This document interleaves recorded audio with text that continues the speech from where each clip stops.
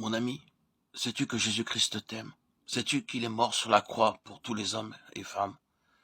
Tu es un enfant, un vieillard. Jésus-Christ est mort pour toi aussi. Tu es un brigand, un voleur, un menteur, un criminel, un faussaire. Jésus t'aime et veut te sauver. Tu es un grand sorcier au service de Satan depuis ton jeune âge.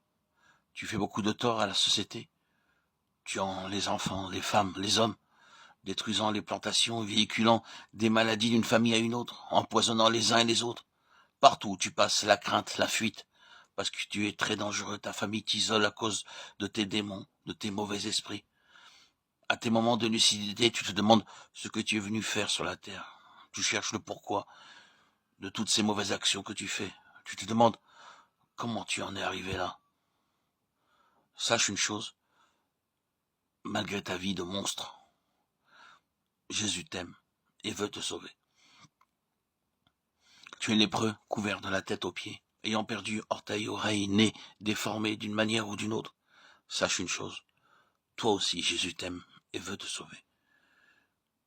Tu es une fille qui passe son temps à briser les foyers des autres à cause de ta belle figure, à pervertir tes camarades de collège, de lycée, d'école, de bureau et de quartier. Tu as peut-être avorté, cherché à empoisonner tes camarades, tes rivales, provoquer des guerres parmi tes soupirants. Certains sont morts ou sont encore malades à cause de toi, de ta malice, de tes beaux yeux. Tu te poses des questions maintenant sur ton existence. Tu es arrivé à voir tout le mal que tu as fait et tu te demandes le sort que Dieu te réserve. En y pensant, tu as la chair de poule parce que tu as entendu que Dieu jugera un jour les actes de tous les hommes. Tu te révoltes. Tu sais que c'est l'enfer qui t'attend. Et tu te donnes un peu de courage en disant que ce sont des histoires allant jusqu'à vouloir imposer à ta conscience que Dieu n'existe pas. Tu es un jeune homme qui a fait des choses semblables et tu arrives aux mêmes conclusions. Toi aussi, tu t'inscris sur la liste des athées pour tranquilliser ta conscience. Mon ami, Satan te trompe. D'une manière ou d'une autre, tu connais ce qui t'attend. Malgré tous ces comportements monstrueux, je voudrais te dire aujourd'hui que tout n'est pas perdu pour toi, car Dieu, dans son amour, a envoyé son Fils pour venir te sauver de ta situation. Jésus t'aime toi aussi et veut te laver dans son sang pour que tu sois propre devant Dieu. Tu es un homme, une femme, un enfant qui gît maintenant sur un lit d'hôpital à cause d'une maladie, d'un accident, d'un empoisonnement, d'un envoûtement. Sache une chose, tu n'es pas perdu. Il y a Jésus à côté de toi. Il t'aime et veut te sauver. Tu as commis une infraction et aujourd'hui tu souffres dans la cellule d'une prison. Jésus est là aussi pour te sauver. Tu es un grand fonctionnaire, un chef, un directeur, un responsable influent qui s'est taillé une place dans la société à coups de sorcellerie, d'empoisonnement, de commérage, de mensonges, de lettres anonymes. Tu as écrasé tout le monde pour arriver à tes fins et aujourd'hui,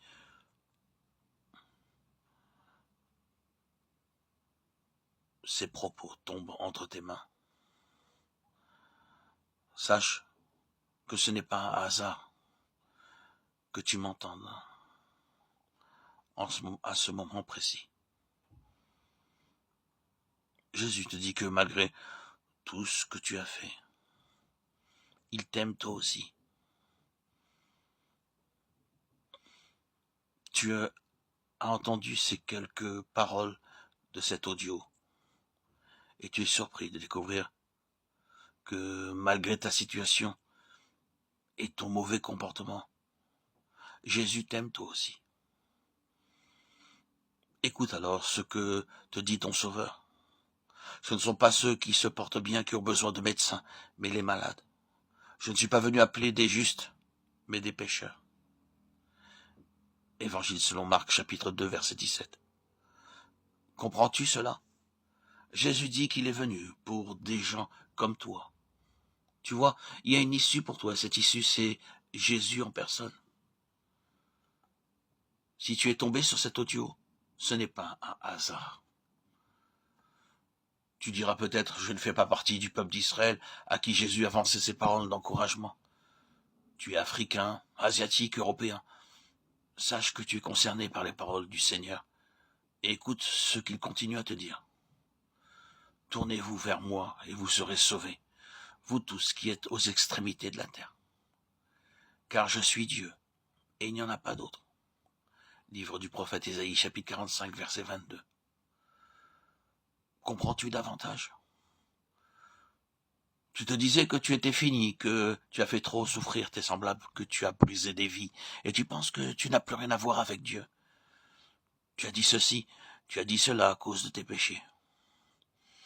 Et Jésus, lui, te dit, aujourd'hui, si vous entendez ma voix, n'endurcissez pas votre cœur. Épître aux Hébreux, chapitre 4, verset 7. Cet audio que tu entends aujourd'hui, sache que c'est ton aujourd'hui, ton moment bien précis, à cet instant même où tu as écouté. Dieu te dit, n'endurcis pas ton cœur. Et pour conclure, le Saint-Esprit te donne encore ce message.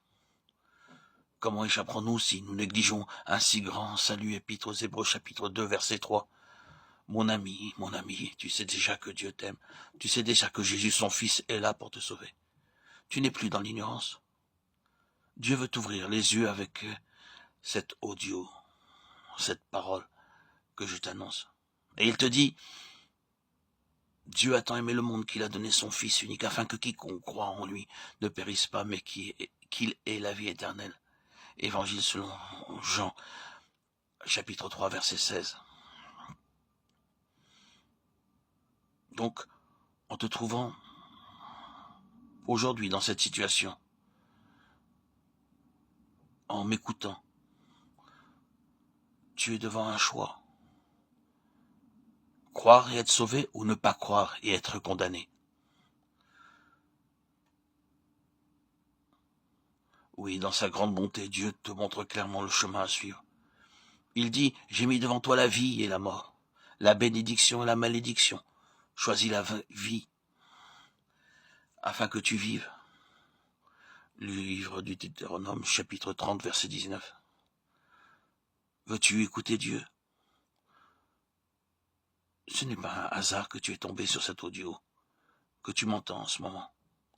Dieu s'adresse à toi. Comme dit l'apôtre Paul, méprises-tu les richesses de sa bonté et de sa patience et de sa longue attente, ne connaissant pas que la bonté de Dieu te pousse à la repentance.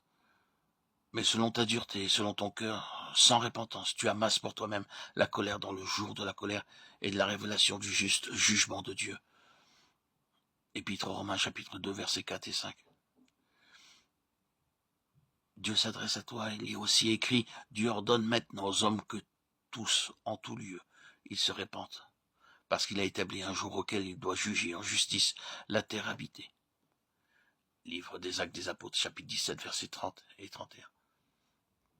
Avec l'apôtre Paul, nous supplions pour Christ, soyez réconciliés avec Dieu, avant qu'il ne soit trop tard. Deuxième épître aux Corinthiens, chapitre 5, verset 20. Accepte la réconciliation que Dieu t'offre. Pour cela, tu dois te repentir, reconnaître que tu es un pécheur méritant le juste jugement de Dieu. Mais aussi croire que Jésus t'a aimé et s'est livré lui-même pour toi. Sur la croix, il a subi tout le jugement qui mérite tes nombreux péchés pour que Dieu puisse te pardonner. Le brigand crucifié à côté de lui a reconnu qu'il subissait là le châtiment que méritait tout le mal qu'il avait fait. Mais il s'est tourné avec foi vers Jésus et lui a dit, « Souviens-toi de moi, Seigneur. » Jésus lui a aussitôt répondu, « Aujourd'hui, tu seras avec moi dans le paradis. » Évangile selon Luc, chapitre 23, versets 41 et 43. Oui, la Bible nous dit, il n'y a donc maintenant aucune condamnation pour ceux qui sont dans le Christ Jésus. Épître aux Romains, chapitre 8, verset 1. À tous ceux qui l'ont reçu, il leur a donné le droit d'être enfants de Dieu. Évangile selon Jean, chapitre 1, verset 12. Et rien ni personne ne pourra nous séparer de l'amour de Dieu qui est dans le Christ Jésus, notre Seigneur. Épître aux Romains, chapitre 8, verset 39. Je vous ai écrit ces choses afin que vous sachiez que vous avez la vie éternelle, vous qui croyez au nom du Fils de Dieu. Premier épître de Jean, chapitre 5, verset 13. Alléluia. Gloire à Dieu au plus haut des cieux et paix sur la terre aux hommes qu'il aime.